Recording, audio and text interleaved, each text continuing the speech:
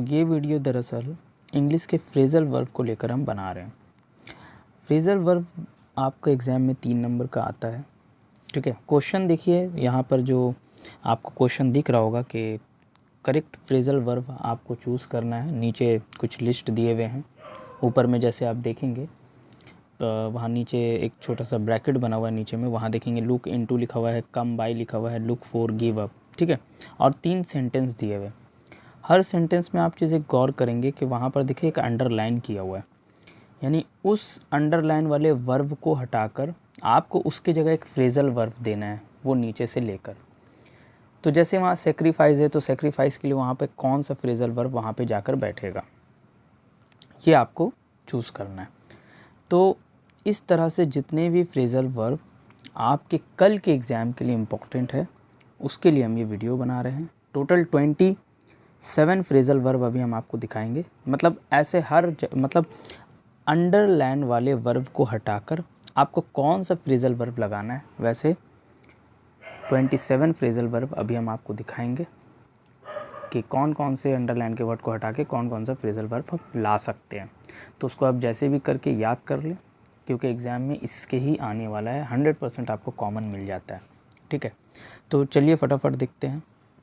यहाँ पर देखिएगा तो देखिए वर्ब्स, एक जगह हम कॉलम बनाए वर्ब्स का, एक जगह हम कॉलम बनाए फ्रेज़ल वर्ब का।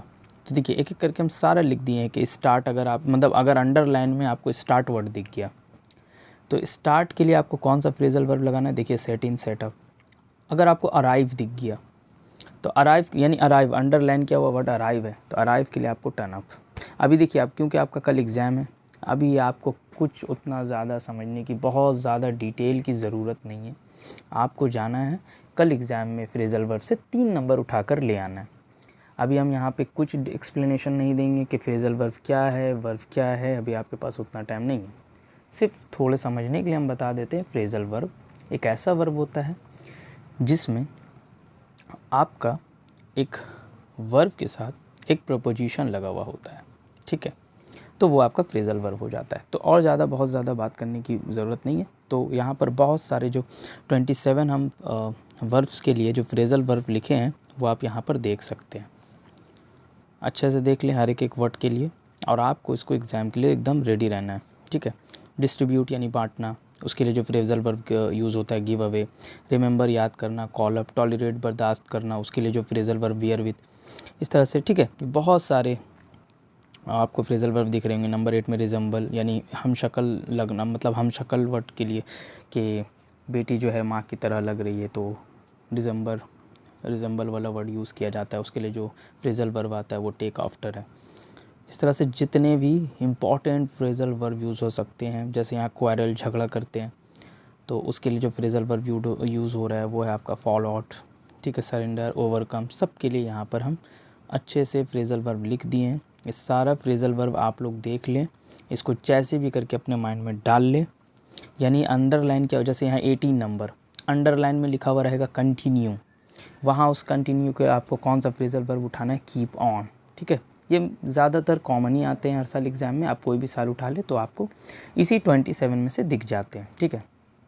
अगर कुछ एक आक नया भी आ जाता है तो चलिए वो आप ऑप्शन के हिसाब से, बाकी के ऑप्शन के हिसाब से आप वो खुद से कर लेंगे।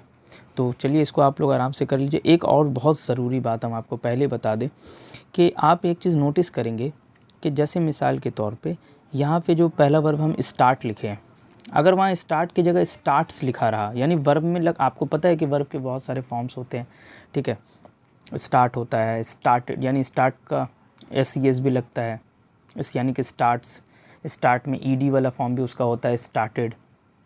तो अगर स्टार्ट्स लिखा रहा, ठीक है, तो जाहिर सी बात है अगर इस आपके स्टार्ट वाले वर्ब अगर S फॉर्म में है, ED वाले फॉर्म में है, तो जाहिर सी बात है उसका फ्रेज़ल वर्ब भी उसी हिसाब से लगेगा। यानी अगर आपका वर्ब फर्स्ट फॉर्म में है तो आपका फ्रेज़ल वर्ब का वर्ब भी फर्स्ट फॉर्म में होना चाहिए।